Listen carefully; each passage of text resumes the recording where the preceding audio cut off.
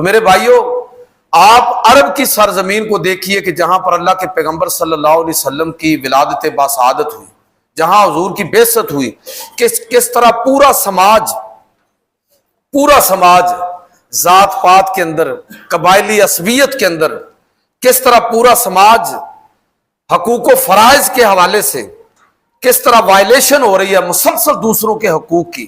یہ وہ منظر ہے جو دنیا کے اندر اس وقت آپ کو نظر آتا ہے کہ جب اللہ رب العزت یہ ارشاد فرما رہا ہے کہ هو الذی بعث فی الامیین رسولا منہم، کہ اللہ وہ کہ جس نے امیوں کے اندر اپنا رسول بھیجا، یاتلو علیہم آیاتہ، جو ان کے اندر اللہ کی آیات کو تلاوت کرتے ہیں، وَيُزَكِّيهِمْ، اور ان کا تزکیہ کرتے ہیں، وَيُعَلِّمُهُمُ الْكِتَابَ وَالْحِكْمَةَ، اور ان کو کتاب اور حکمت کی تعلیم ارشاد فرماتے ہیں، وَإِنْ كَانُوا مِنْ قَبْلُ لَا فِي ضَلَالٍ مُبِينٍ، اگرچہ اس سے پہلے وہ کھلی گمراہی کے اندر تھے.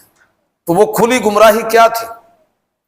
اعتقادات کے اعتبار سے آپ دیکھیں کہ لوگ کس طرح شرک کے اندر مبتلا ہیں.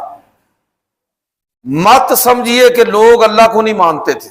قرآن پاک کو پڑھیں، عرب جو تھے یہ اللہ تعالیٰ کو مانتے تھے، بلکہ اللہ رب العزت کو خالق اور مالک بھی جانتے تھے. اتنے بے وقوف نہیں تھے کہ یہ سمجھتے تھے کہ یہ جو بت ہم نے خود بنایا ہے، یہ رزق دیتا ہے، یہ بچے عطا کرتا ہے. سمجھتے تھے کہ اس کو تو ہم نے خود تخلیق کیا ہے. ایسی بات نہیں تھی. پھر اللہ تبارک و تعالیٰ نے ان کو مشرک قرار دیا. اعتقادات کے اعتبار سے دیکھیں کہ ان لوگوں کا مسئلہ کیا تھا، بلکہ پوری دنیا کا آپ منظر دیکھیں کہ مسئلہ کیا تھا. اللہ کو تو جانتے ہیں، ہندوؤں سے بڑھ کر کوئی دنیا کے اندر مشرک قوم نہ ہوئی یا نہ ہوگی، کہ انہوں نے لاکھوں کروڑوں خدا بنا رکھے ہیں، کہ ساری ان کی تاریخ بھی شاید مٹ چکی ہو، لیکن آج بھی جو ہزاروں خدا جن کو وہ پوجتے ہیں دیوی دیوتا، لیکن ان کے بعد میں آخر میں بھی جا کے وہ یہی کہتے ہیں کہ جی سب سے بڑا جو ہے وہ برہما ہے، وشنو ہے اور شیو ہے، یا شیوا جو بھی کہتے ہیں. تو سب سے بڑے یہی تین ہیں. اور اس میں بھی آپ آخر میں جا کے ان سے بات کریں ہندوؤں سے، وہ کہیں گے کہ لیکن بہرحال برہما ہی سب سے بڑا خدا ہے.